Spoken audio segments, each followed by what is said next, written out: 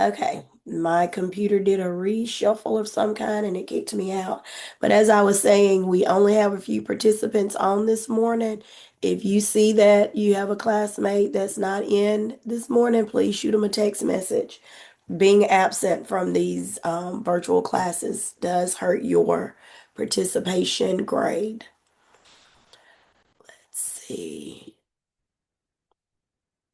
Please make sure you put your name and section number in the chat for attendance.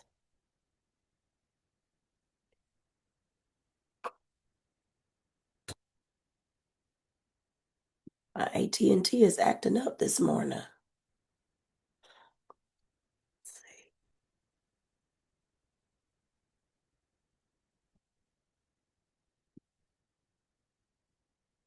I'm going to give it a few more minutes to let a few more people join that may be struggling this morning.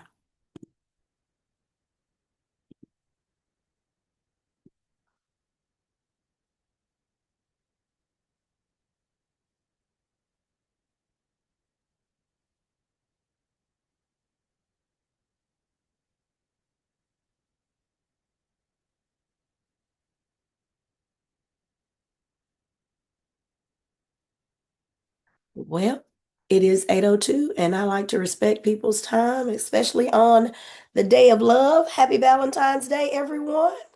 Um, I don't know if y'all have something fun planned, but still Valentine's. I understand the person who just put in here about the flu. I don't know if you can hear it, but I've been on the struggle bus with you. So, yes, looking rough. I get it. Tried to pull myself together for y'all this morning. Um, we have just a few things that we will go through. I'm going to start us off just going through the Canvas module just to make sure we're all on the same page with that. See here.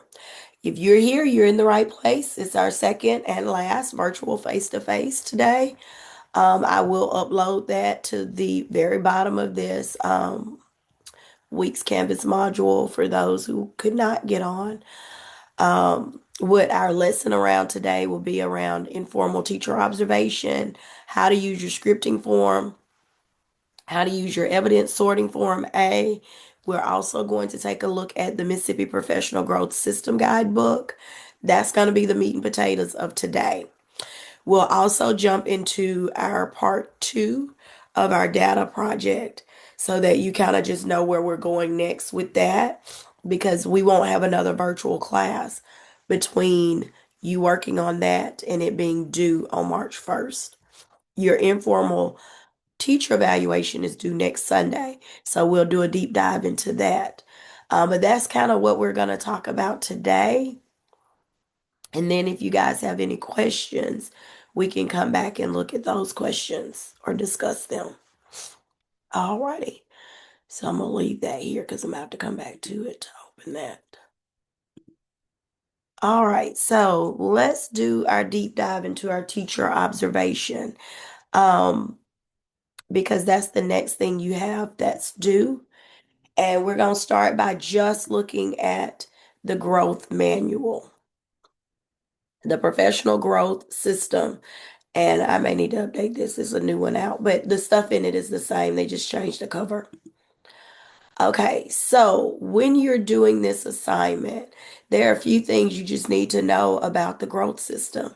One, every school in the state of Mississippi should be using it. And I use the word should because I know every district does things the way that they want to do them, but every district in Mississippi should be using this system. And it is in your module, so if you'd like to download it and read it in its entirety, I am just going to hit on a few key points. I also know that a lot of schools have moved to systems like school status and power school. So a lot of your observations are done via that system, and you get a lot of that stuff emailed, is kind of what I've been told from other principals.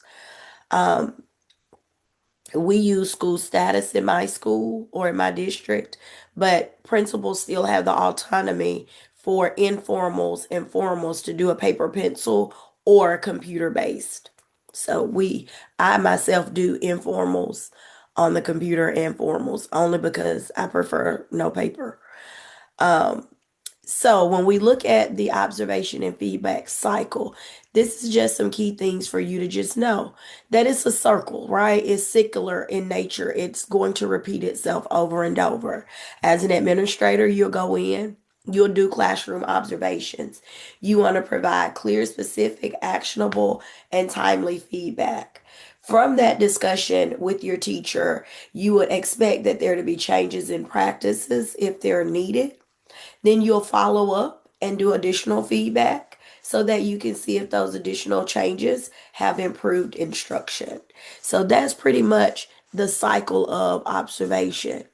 It's something that continues all year long. Some teachers improve, some do not, and then there's this thing called an action plan or a teacher improvement plan. So it's different things that you do to ensure that instruction is being done the way that you would like for it to be done. So the next section that we'll look at is the observation and feedback process. So when we think about this, the observer, the administrator, collects data. And this collection of data is done via your observation, and you're looking for and recording relevant evidence from a lesson. And let's just think about that. An informal, 15 minutes, 10 to 15 minutes, whereas a formal is anywhere from 30 to an hour. So you'll collect more data based off of how long you're in the classroom. Then your job is to sort that. As the observer, you're organizing the evidence. You're making sure you're looking at the rubric, and you're making sure that things are set upon the standards. What you're observing is going to match what they're supposed to be doing in layman's terms. Then, as the observer, you have to interpret that data to determine the performance level. And that performance level is going to be by them teaching what you're assigned to teach and the evidence that you collected or gleaned from your observation. And then you're going to provide the necessary feedback to assist your teacher in growing or in encouragement. Either or is what your role is as the observer. Excuse me. Again, still fighting this thing. And when you provide that feedback, you need to be able to speak from a place of evidence, what you noticed, what you learned, and then from a place of asking, what was this about? Why did this happen? A lot of times when you're in an observation, and y'all know this because you get observed, when you walk in, you already know all the things you want to talk about. And that's because that's just being a great classroom teacher. Moving through, when you get ready to do your narrative portion of this assignment, you're going to be asked to detail the number of classroom observations. And this is important. If you want to take a note for today, this will be the note. A lot of people, I do this every time we do this section of this class. And I say every time, in your narrative, you have to write out how many required observations for the state of Mississippi. In the state of Mississippi, a school, a principal has to do 3 minimum per school year, 2 of which have to be informal, unannounced. That could be a walkthrough, that could be whatever that principal deems an informal observation. But everyone must do 1 formal announced observation. This, guys, is the bare minimum. I can tell you in my school, I get at least 3 informals before I do 1 announced formal. And then I get a minimum of 3 informals in the spring before I do 1 unannounced formal. So if you hear that, that's about 7 for me. 8, 6, 3 and 3 plus 2, 8. Um, that's my bare minimum. And that's, because I want to be able to see informally before I see what I see formally. And I do an unannounced formal, what do we call it? The dog and pony show. And then I do the unannounced formal to see just quality good teaching. So with that's the big pieces of this document that I wanted to share with you guys. just because I know that's going to be some key parts of what your assignment is going to be on. And I'm not going to bore you with that whole document. Most of you already know about that document. And if you don't, it is in your module so that you can go back and read it yourselves. Now, we are going to do a little bit of a mock. Um, my brain's taking breaks today. I'm sorry. A bit of a mock informal observation using some videos that I have for you. What I need you to grab is a sheet of paper. And the purpose of the sheet of paper is to emulate this document here so that you have teacher on one side and student on the other side. I've got lots of paper up here, but none that I want to use. Let's do it this way.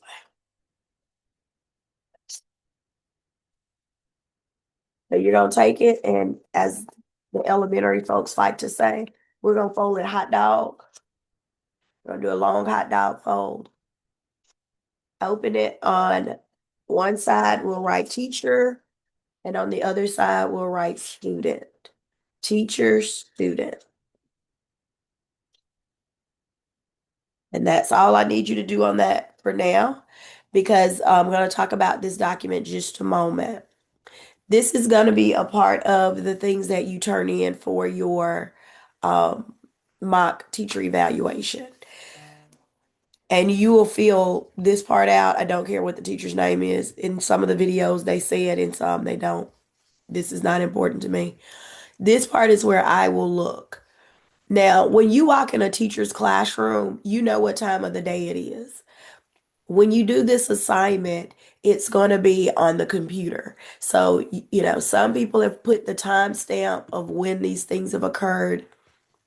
I'm not really that focused on the time part. I'm more concerned with what you put in these two sections because it's what's the teacher doing, what's the students doing as you watch the video. And this is just me typing some things in. Here's the thing about this form. If you type it here, it typically types here, and I don't know why, and I've not been able to fix that. Um, if you would like to print it out and handwrite it, and I can read your handwriting, and I can read kindergarten handwriting, but sometimes adult handwriting is a little bit worse than kid handwriting. But if I can read your handwriting, that's fine. You can script it out with, handwritten and scan it in to turn it in. I'm comfortable with that because this document sometimes is a little hard to deal with.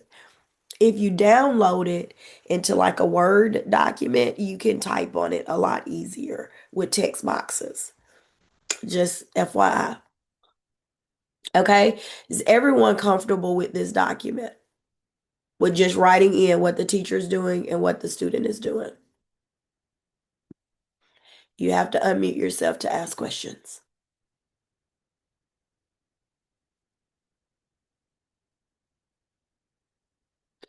Okay, hearing none. I am going to go straight to our video. So let me set the stage. Who you're watching a fourth grade teacher, and all I'm expecting is that you write in teacher is doing, student is doing, and then we'll debrief afterwards. Okay?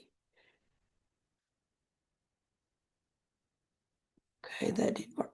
Let's see. Trial number 2.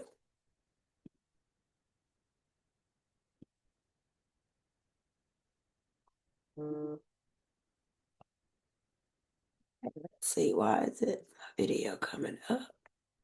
Oh, wait, don't play yet.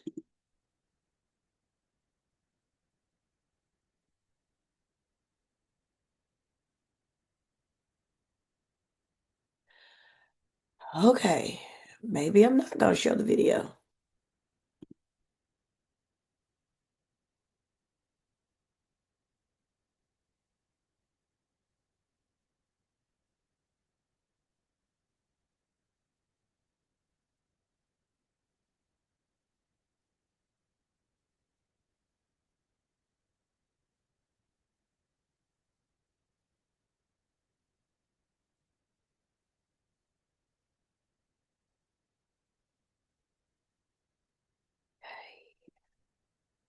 There we go.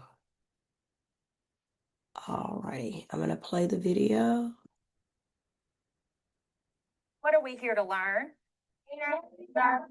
We are. I can identify the main idea and supporting details from what I read and create a summary using the supporting details. Okay, give yourself a pat on the back if you're ready. Okay, let's turn those papers over that you have on your desk. This is your opportunity to do a closed reading activity where you read that article.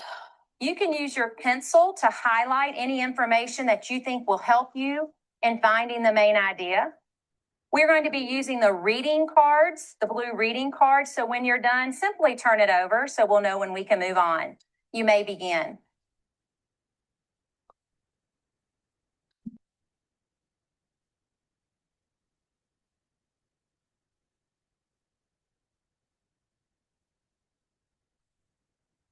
To also mark something if you don't feel you got it on your read.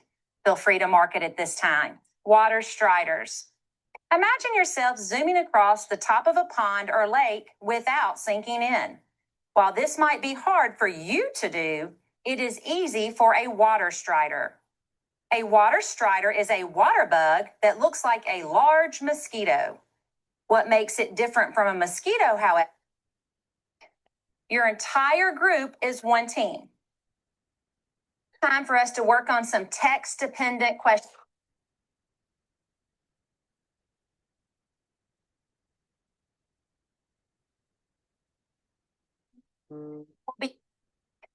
Your entire group is one team. I will tell you what row or column we're working on at that time. Whenever I show you what row or column we're working on, your team is going to try to find the answers to those questions. They must be highlighted in the text, and you must be able to tell me where you found it with the paragraph and the sentence number. Here we go. The first thing we're going to work on is across the top. What insect does a water strider resemble? How would you describe the size of a water strider? What fact can you select to show the speed of a water strider? Go. The large mosquito. It was like a mosquito. Yeah. Yeah. Yes. Okay, so put a spider where. Okay. What's your answer going to be? Mosquito. Okay. The size of a water. You're going to find it in the text. You have to be able to highlight it to use it for an answer. What fact can you select to show the speed of a water strider? Abby has an answer. Share it, Abby. What did you see? I saw sentence 5, group 1, water spiders also have Go on and finish. good vision and can move quickly. Awesome job. Awesome. Okay, I heard my first group, water striders. I heard it. Okay, let's see if they've got it. Now they're going to help you out because remember when we respond, the first thing we do is tell the paragraph, then the sentence number, then we give our fact, but then we answer our question. And I'm going to type the answer up here. That way you'll make sure you've highlighted the correct section. Here we go. Which insect does a water strider resemble? Hudson, can you tell me where you found that answer? Paragraph 2, sentence 1 of a water strider is a water bug that looks like a large mosquito. Okay, so he said paragraph 2, sentence 1. And what is your answer then? Large mosquito. A large mosquito. He is correct. Looking good. Next one. How would you describe the size of a water strider? How would you describe the size? I'm still on this table because they were the first group. Victor, can you answer that question for us? On paragraph 4, the second sentence says, its body is only 1/2 inch long. Ready? Looking good. 2 out of 3. Let's see if they can get the last one. What fact can you select to show the speed of a water strider? Dylan, it's your turn. Paragraph 5, sentence 1 says, water striders also have very good vision and can move quickly. She got it. Ready? Looking good. Great job. Now we are moving to the center column. The next question is, since the title of the article is Water Striders, would you find a water strider on land? Next one, how would you summarize what? Hey, the video is about 30 minutes long. I know we don't want to stay for 30 minutes, but what I do want to draw your attention to is your recording sheet. What you've listed for the teacher is doing and the student is doing. Who would like to start us off just kind of discussing what the teacher's doing, what the students are doing? Monster math. Yep, sorry. I can say that the teacher, she's monitoring the students and she walks around the room while the students are completing the task. The students are engaged. Okay, I like it.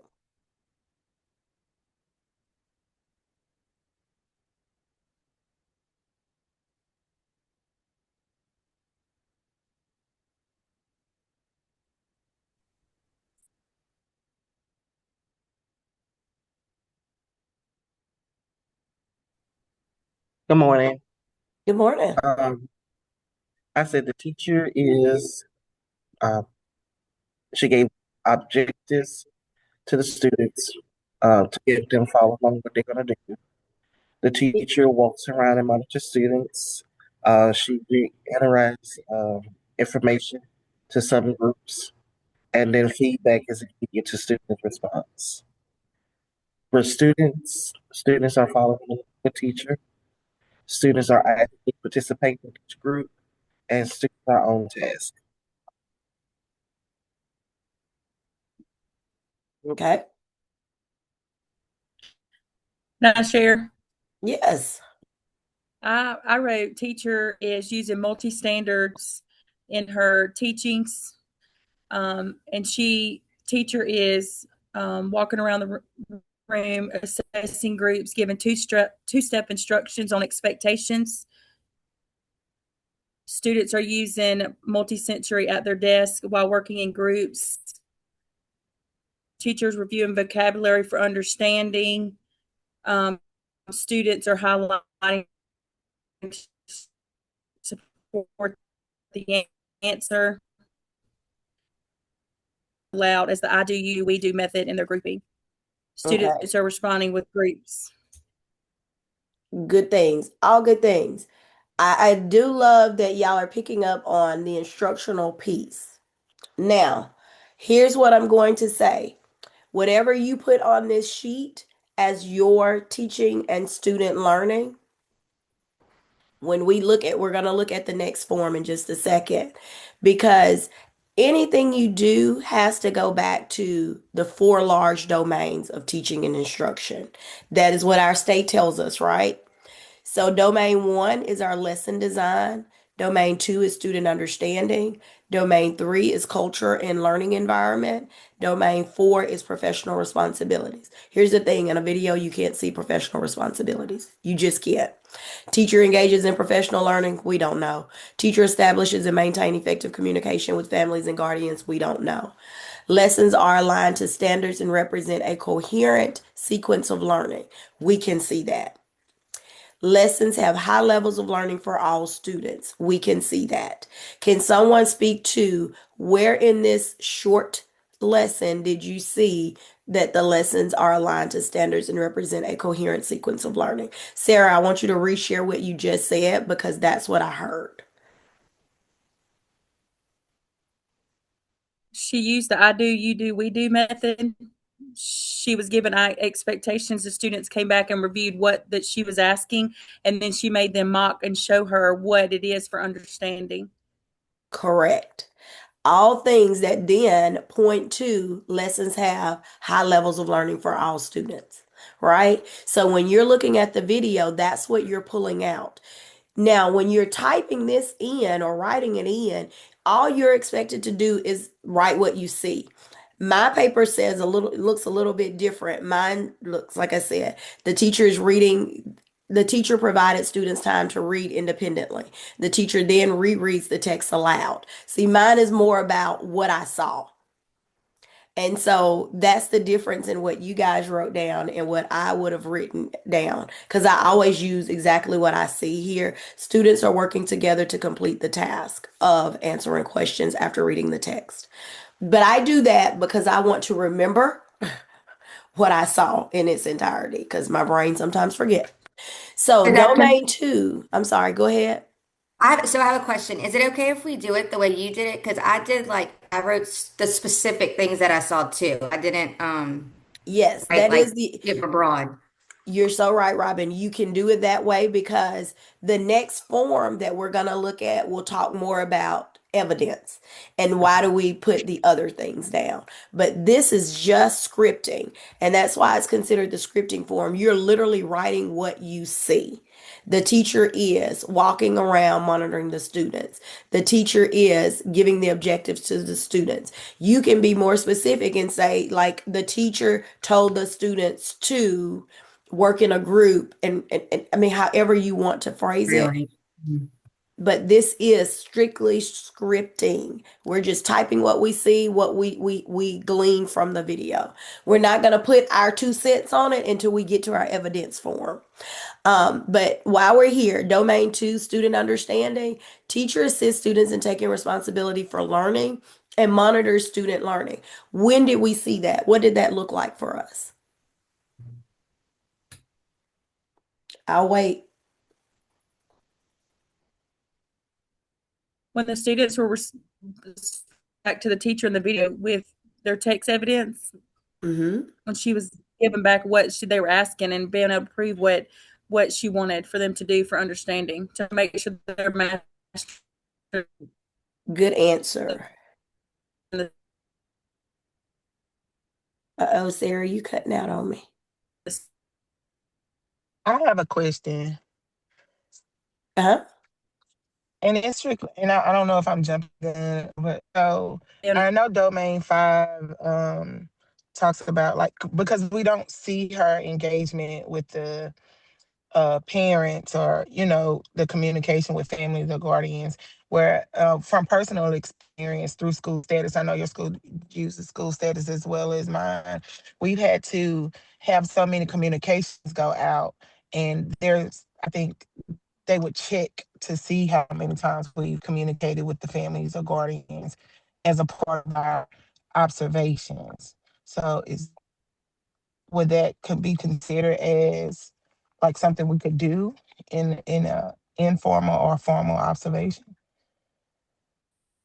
When you say family and community involvement, that yes, that's gonna be set. Again, that's a per principal situation. So effective communication with families and guardians. And if your school has it set, like for us, it's by November 1st, you should have given every parent a positive phone call. So every school has their method of how they want that done. And whatever your administrator tells you, then that will help you get that domain four taken care of. Did I answer your question? Okay. Yes, ma'am. Yes. Okay. Domain two, student understanding. Can someone tell me where they saw the teacher provide multiple ways for students to make meaning of content?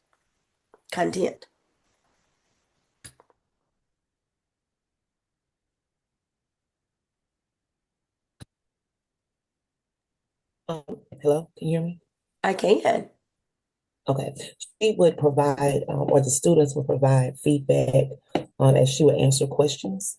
The students would provide feedback to her and evidence stating that they have located the information that she was requiring.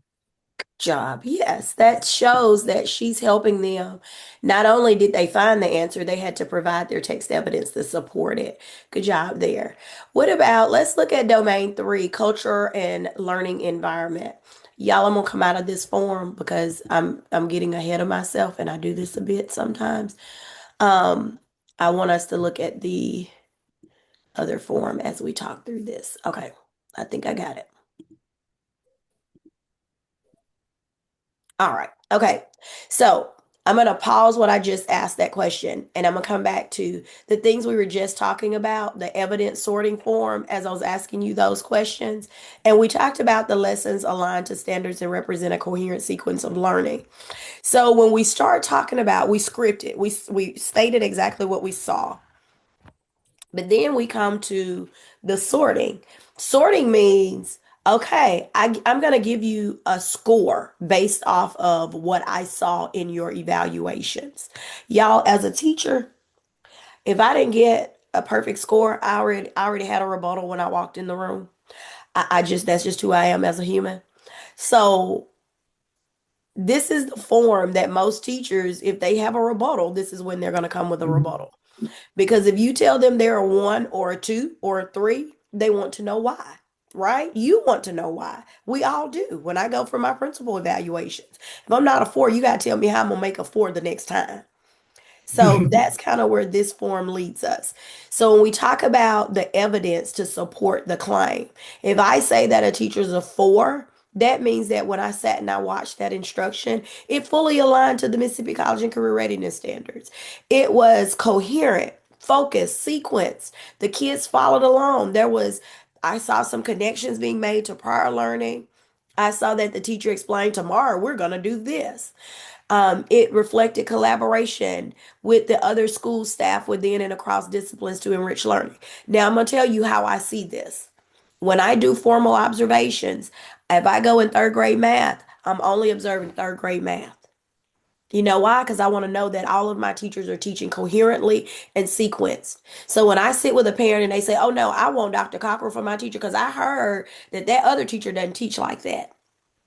Oh, yes, ma'am. Every teacher on my hall teaches the exact same way because we are all using the exact same standards. The materials and activities all align across a horizontal alignment. And so that's what you're looking for when you go in because I'm not going to ding you on something I didn't see, right? To me, that's punitive without evidence. I can't say you didn't do something because I didn't see it. But what I can do is sit down in our feedback and say, hey, tell me how you guys got together and provided the activities for this lesson.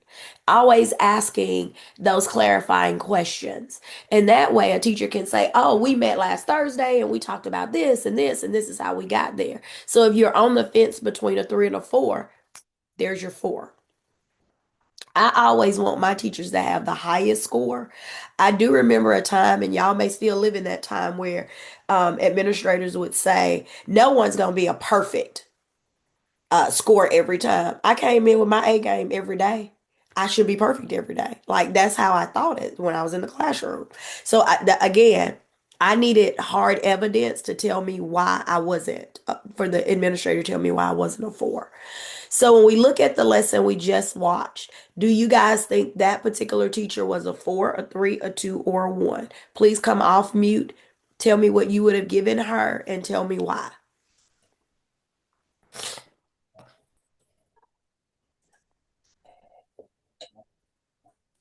She's a four.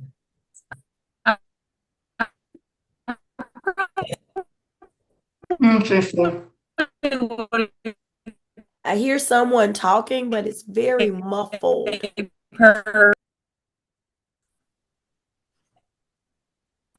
I would have gave her a four after like the collaboration part you said, the decision between a three or a four. She's definitely a three, but to decide if she was a four, I feel like we'd have to ask if she collaborated with her team with the activities. Good job, Courtney. Thank you. And that's what you'll do for this particular sheet. You're going to circle the four or highlight the four or whatever you want to do with the four.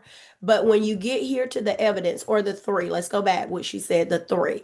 And it would say, her lesson was fully aligned to the college career standards. It was coherent and focused. And then you would say, why was that? What did you glean that said, oh, wow, she had that all put together? This is the part I truly read everyone's evidence because I want to know if it supports your claim of a 4-3-2-1. Don't take your scripting form and say at 0.33 seconds, she did this, this, and this, right? You have to take that, wrap it all up in a bow, and tell why you gave that score. Or as we tell the children, cite text evidence, but use it in your own words as to why you did it. Like she Does was that? saying, how she did with the I do, we do Mhm. method. Like she set up with objective, she set up the lesson, all that. Good job. So looking at standard 2 here, lessons have high levels of learning for all students. And I will tell y'all, this is when people really haggle over scores. They want to be a 2.5 sometimes or a 3.5. Where do you feel she would fall here? I would say 3. She knew what she was doing, but prepared for her lesson. Looked like she had done her work. She pre-planned, and she wasn't looking and scrambling. She was flowing right into her lesson. She was using every single minute of instruction time and not wasting anything in transition. Thank you, Sarah. And tell me, why wouldn't you make her a 4? I'm just curious. Well, somebody always can come in and teach better than you, but you may have a better plan. I don't know. That's just my method of leadership. Always, you always have to leave room for learning on how you could do it better. Whether that's technology next time or using, the white screens or the iPads or maybe text key details. That's just my method of leadership. But Okay. And everyone has their own method, I always say that there's always a difference in thinking on that part. So I like your answer. You would put the 3, and then that would be your evidence to support it when you put it there. I like it. Alrighty. Okay, so okay, that's design. Look at student understanding. Now, student understanding. How do we glean student understanding? So that's what you start looking at when you start looking at the pieces for this one. Is it that the content is accessible for every student at their grade level? Are they opportunities for kids to self-reflect? That to me is the parts that I look at. Is the teacher doing all the work, or is the kids working too? I always say kids should go home tired. Teachers shouldn't go home tired. Because when I get off work, I want you to be as tired as I am. And if I walk in a room and the teacher's doing all the work, then I don't see student understanding because they're not owning the learning. Who would like to share where they would have rated this teacher in student understanding? I think I would have put her as a 3. Okay, and tell me why. Um, I feel like she communicated the goals really well, and she did provide opportunities for the kids to, you know, uh, self-assess and and give answers. The only thing I really feel like we didn't see in this particular activity that she did was the differentiation piece, because they were all working together. And I mean, and her groups may have been aligned in a way where she had kids partnered with higher and lower achieving students, to create that balance in the group. But as far as like differentiation, there wasn't really, everybody was doing the same thing. So whether or not the activity was aligned to every student's level and learning needs, is that wasn't really quite evident. So I would have put it as a 3 for that particular one. All right. Thank you, Melissa. That's a good response. And again, we can't glean all things from a video. And that's a good way to say, I didn't see that part. And we didn't. And we didn't have a sit down with her to ask. Are they ability group? Did you just randomize, a grouping, or how did you put them together? Good answer there. Um, and we could go through all of these, but we're not going to do that for the sake of time. What I know for sure is you have to select a video and then you will watch it in its entirety. And that's what your assignment will be for this particular class. I'm gonna take us to the drop box. Okay, I might take us to I do the. have a question. Go ahead. When you look at that document, like I was starting at the 3 because like when I'm doing a scaffolding document, I'd start at the 3 and look at what's difference between the 3 and the 4. Where do you start? Like check off, yes, I seen that. Yes, I seen that. But it's always that last bullet. Usually that's the difference between the 3 and the 4. Again, I'm a positive Polly. I'm gonna start at a 4 because I feel like I've hired the best teachers in the state of Mississippi. I'm just gonna be honest. If you don't get a 4 in my building, it's because you're not doing all the things we've talked about on those informals. When I ding you, it's because I've asked you multiple times to include uh, grouping in your lesson or in those because to me, the formal is not the most important to me. The informals are. But everybody's different. You know, that's going to be how you set up yours. When I sit down with a formal is after I've done all those informals and we've talked. So by the time you get to your formal, you should have cleared up all the errors. So where you were a 3, when I come in for your formal, I should see that I've asked you to make sure there's turn and talk in your lesson. Make sure that there are opportunities for independent practice, that you are doing the I do, we do, then independently you do. And if I see kids struggling, there's my small group pull out. So as we lead up to the formal, when I come in and there's a differentiation between the 3 and the 4, you are a 3 because I didn't see the things I've asked you to do over the course of the 9 weeks. Does that help with your answer? Yeah.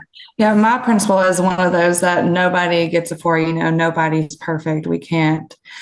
So I am like you, I am a 4 and I come with the evidence.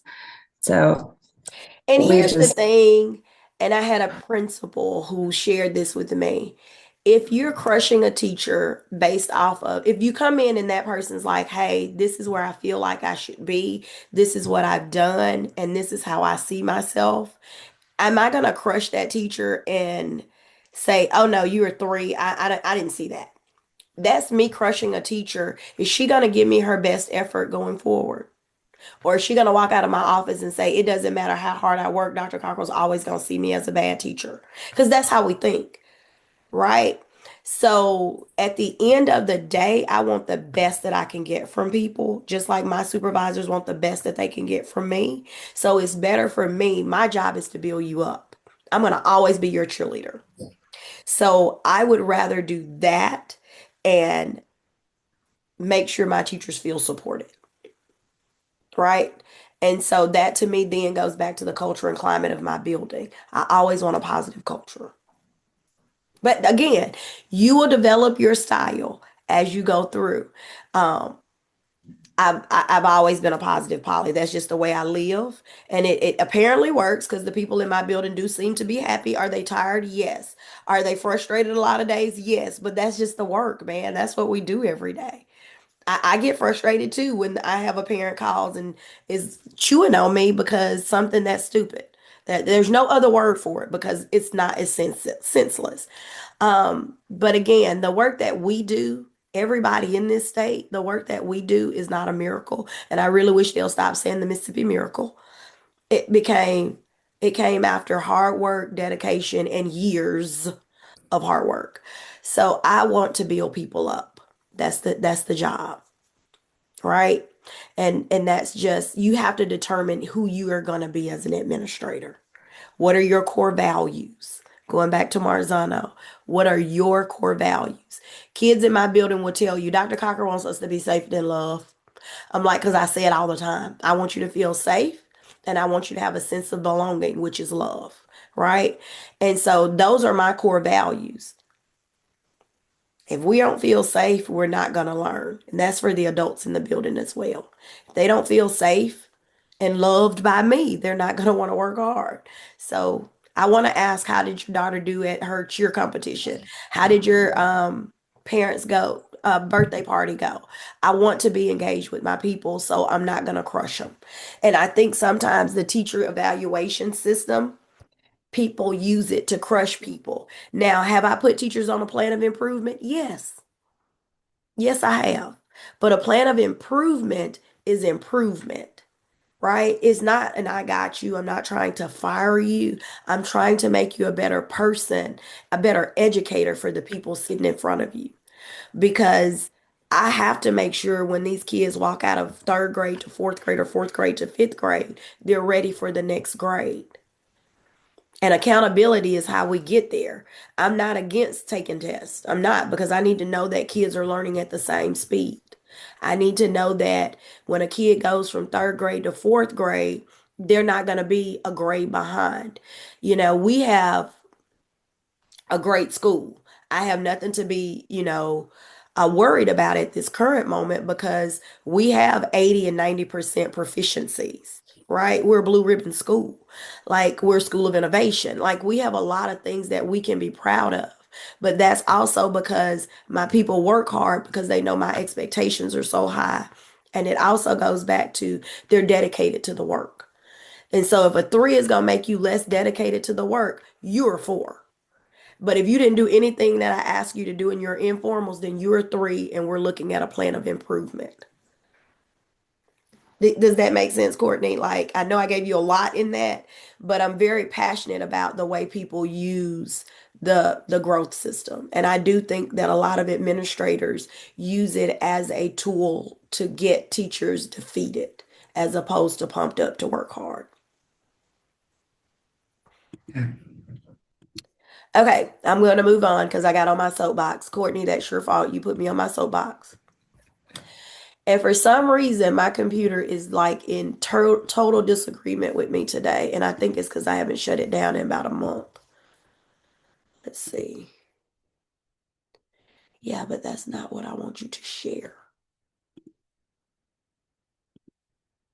Let's,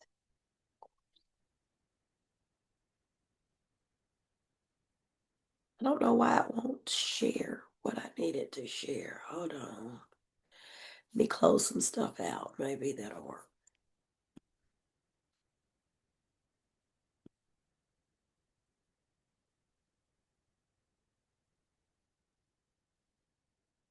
All right, here we are.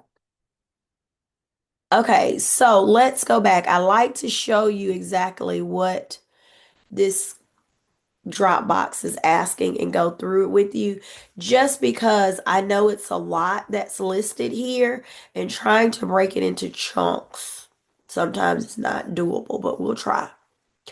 Let's remember the things that you have to turn in, because this is what I need y'all to remember. There are certain things that go along with this assignment. Cover page always is the first thing. But then you have to turn in the scripting and the sorting form. So you have to download the scripting and the sorting form, as well as you have to do a paragraph narrative, 2 or 3 paragraph report using APA format about your mock evaluation, right? And all you're going to do is kind of summarize in paragraph 1. You're going to summarize briefly what occurred during the observation, taking your notes and just kind of summarizing. And then in paragraph 2 is your reflection. What I need you to remember, when you do your reflection, please answer the questions listed.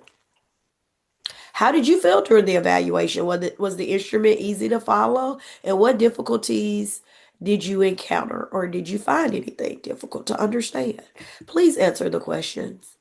In your paragraph 1, what type is given in a year using, wait, I left something out.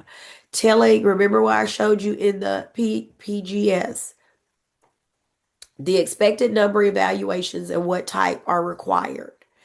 Remember, we do 3 are required, 2 informally and they are unannounced, and 1 formal that is announced. Make sure you put that in paragraph 1. That's what I go in there looking for. Right? And then in the reflection, make sure you're answering these questions. That's all you have to do for the narrative. You're going to pick one of these teaching videos, and you're going to do your note taking on the scripting form, and then you're going to do your ratings on the evidence form, and then you're going to do your narrative, and then you're going to upload it, and you're going to turn it in, and you're going to get a 100 if you do all those parts. And the rubric is here for your viewing to make sure you have all the things you need in the assignment. Any questions about this particular assignment? Oh, I just read it. I had a question, but I just realized I was gonna ask, was it informal or formal? But I see informal. My apologies. Yeah, because it's a video, you're not going to really you'll see a lot of teaching, but there will be pieces you will not see. The professional development piece in there, you can just put NA on those parts of the evidence. Things that you could not see, NA will be fine, and I know you'll put that for standard 4. That's fine. Okay, let me go back.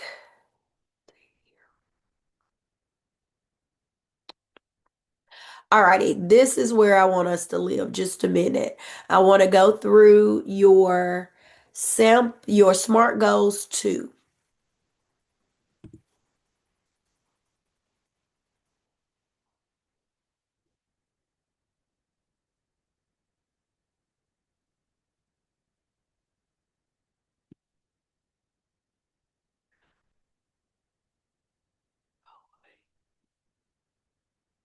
What did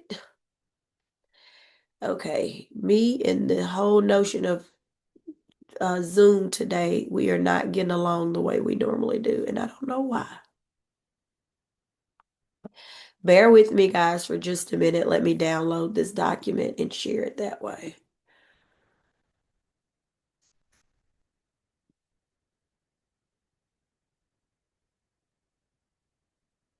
Yeah, maybe it'll let me share it this way because it's not.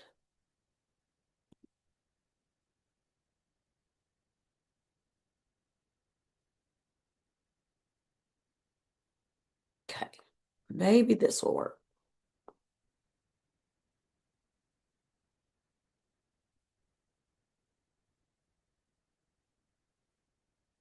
All right, there we go. All righty. So let me first start by saying this document has a lot of, all the things as examples on it. There's a clean document in your module that you need to download to actually work on. This one has a lot of stuff already filled in. And all transparency, I didn't fill this in. So let's look at it though. For your part 2, you do have to include part 1 and then add part 2 on. So a lot of the information is things that you're going to put together to talk about or to analyze the data that you have there. So this part doesn't change. Your target population, you can pull that from part 1, all of the things, area of weakness, that focus standard that you decided on. Now, root cause. Let me just say, your root cause, what might explain the underperformance? Was it some kind of gap in instruction? Was it a support access? You're going to write 1 to 2 paragraphs to explain the possible root cause for the area of weakness identified. I always say math is easier. Why can't a kid multiply? Because of this. Why can't a kid do fractions? Because of this. It's a lot easier to do that as it opposed to ELA, but we also know that kids can't summarize if they don't know how to identify main idea and details. So looking at where is it the kids miss in the learning. Sometimes we think about if it's a block schedule, and this is the first block of the morning. Well, if we have a big attendance problem in the first block, then instruction is going to be weaker in that block because I need kids to come to school in the morning. So when you start identifying the root cause of something, you just have to put it in a paragraph format. Why do you think the kids are not moving along in that particular standard? Your SMART goal, you are going to write a SMART goal. Here's the structure, guys. If you drop in all these things that are highlighted in red, you will have this done without even thinking. That's the part. By May 15, 2026, 58% of fourth graders target group. Again, my brain's taking a break. In fourth grade will improve in this area as measured by MAP 2026, increasing from whatever you said your proficiency was through, and you tell exactly what you're going to do to assist the kids, right? That is what you want to do. And you must put the SMART goal. I will look for that. Every administrator has to turn in an action plan from their previous year's data, map data, to say what it is you're going to do differently that will improve kids' scores for the next year. So this is just, getting you ready for that. After you type out your SMART goal from the data analysis using the format above, you're going to create your action plan for implementation of the SMART goal that and the focus group. So, okay, I'm not going to do this with you today, Grammarly, stop. So, your action plan for your implementation of the SMART goal, you have to provide in this box. This is giving you a breakdown of what you're putting in this box. So, you do not have to type anything up here. Everything is in the box, okay? That's the big thing for you to remember. I've had people put it here and then put it here. That's a lot. So, what strategy are you using? And these are just examples. You're going to implement an uninterrupted 60-minute reading time that focuses on the reading skill identified or the math skill identified programs, and you're, using Common Core reading readiness standards. This is an example. Please put your own answers in. Who's responsible? Is it the classroom teacher? Is it the instructional coach? Is it the classroom teacher, the principal? Who's responsible for this? What's the timeline of the intervention? Are we working on this from September to January? Is it a skill that we've put on the schedule that we're going to work on from March till we take the test in April? If the data is from end of year spring from the previous year, you could use which would be when the benchmark assessment would occur. This means if you pick something from from the May data, well, you're not going to work on that all the way to the end. You're going to check that that has been mastered when you take the beginning of the year benchmark assessment. So make sure your timeline makes sense. Resources needed. Is there a specific program you will use?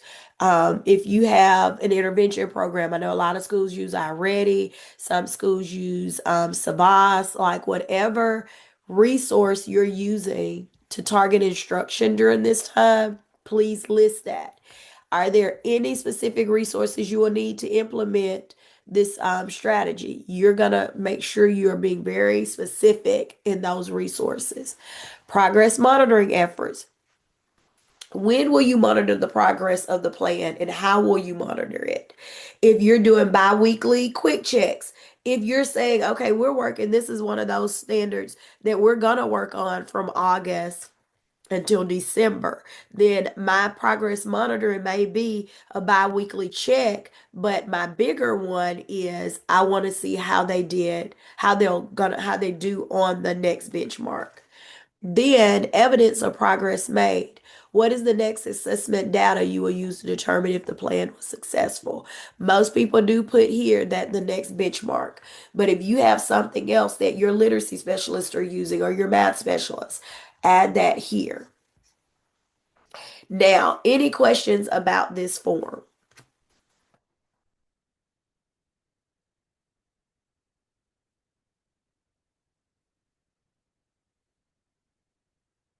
All right, hearing Right. none, I'm moving on. Just to be clear, Okay, not two places, just in the box. I can't hear you. Say it again. Okay. You don't want the information up in paragraph form. You just want it in the box. No, I don't need this part. Is just a breakdown of what you're doing. This just explains. This is where you actually list the things. Yes. Okay. Thank you for asking that clarifying question. Yeah, don't put it in two places. We don't need it in two places. But don't forget to also add part one, right? We got to make sure we're building onto this document.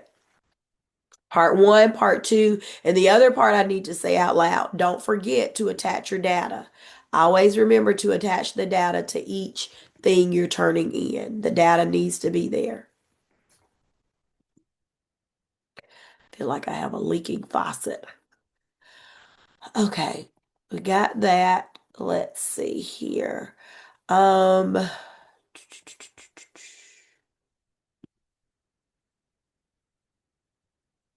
Give me just a minute. Remember, I said there is a clean document for you to look at. Please pull the clean document so that you're not trying to figure out what to keep, what to get rid of. You have the clean document on the in the module for your use. Okay, this is the one you want to download and work from. It is a clean document. It's, this is where you put the things. This is where your paragraph, one or two paragraphs about the root cause. This is where you put in your SMART goal. Um, and see how it's clean. It doesn't have all the extra stuff. Fill in the boxes. Be very, very detailed in the boxes. I am looking for details. Please list them and then attach your data. If you get all of those things done on this clean document, add part one, do part two, and add the data, add your data to it, you would have no problem with this assignment. Any questions about that so far?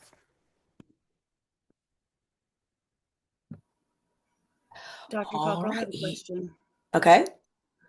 Do we choose the students who have the lowest scores on the benchmark, or is it for this assignment, or is it tailored to the whole 10th grade? Like if I did 10th grade, would it be tailored to the whole 10th grade's data? Yes, it's the root cause for the 10th grade data. Okay. Why is the data in this group low?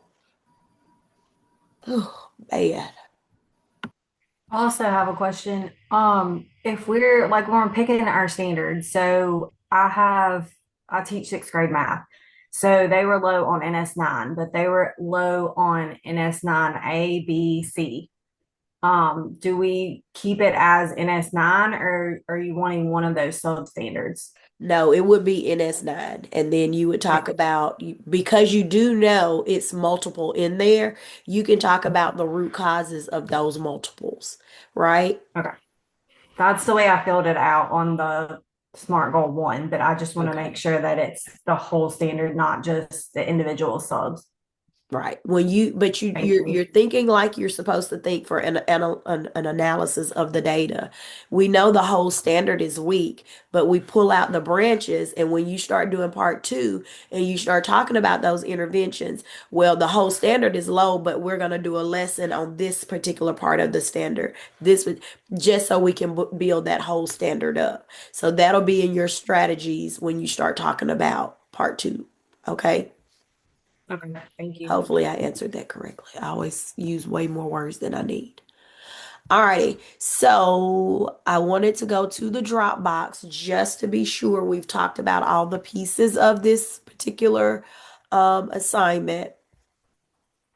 The second portion of part two, always, identify the target population, the root cause, your SMART goal, with that structure, and then the action plan, that's the box.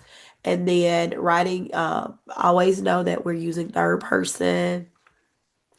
Remember, you have to have a complete template for the SMART goals, a copy of part one of your data analysis, and also your data. Upload the data. And again, this is another 100-point assignment, looking at the rubric to make sure you have all the pieces in there for this assignment. And I do think I can tell you from past cohorts, we've revamped this assignment. This is an easier format to follow from previous.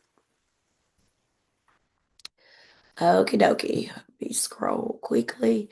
We are literally in week 5, y'all. It's 3 more weeks to go. It's not a lot of time left. What I would say to you, if there's some things that you need to finish up, resubmit any of those things, go ahead and get those things done. If you have any questions about anything, go ahead and reach out and I'll try my best to answer them.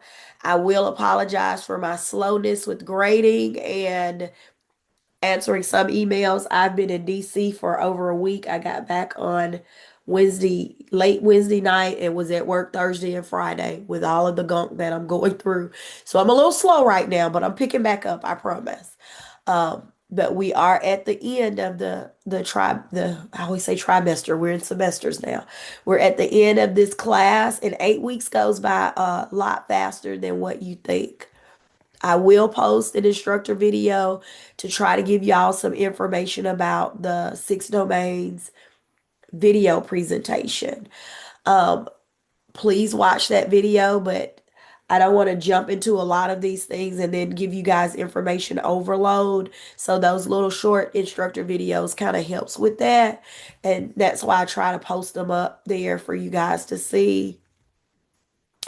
There is one for this week. If y'all didn't see it, it'll be here for week 5. It should be there. Why isn't it there? Oh, there it is. I'm looking at it upside down.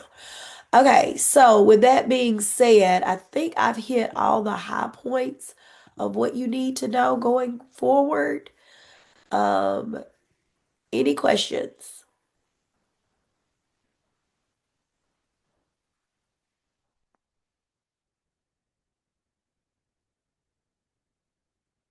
Hearing none. Let me make sure. Again, I take good notes because I don't want to leave anything out. I will put this video up on the module once it downloads. So for people who may have missed the class, they can go back and watch it. Um, the big things are almost done. I will say though, the domain assignments are the bigger of all your assignments when you have to break down those domains. The presentation of those domains are, that's you just talking about it because you do the video presentation. It's just you telling what you've learned from those 6 domains. It's an overview in itself.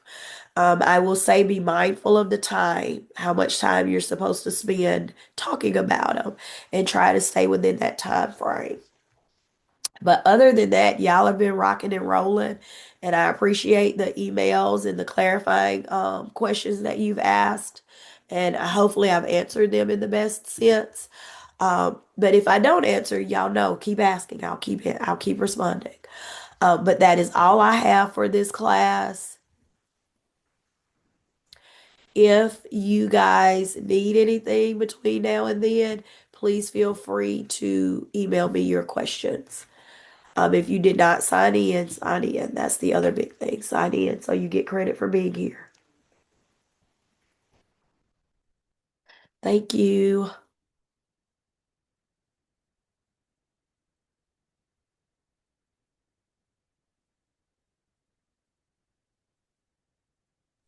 Dr. Cochran. Yes, ma'am. I wanted to reach out to you. Cicely Johns texted me.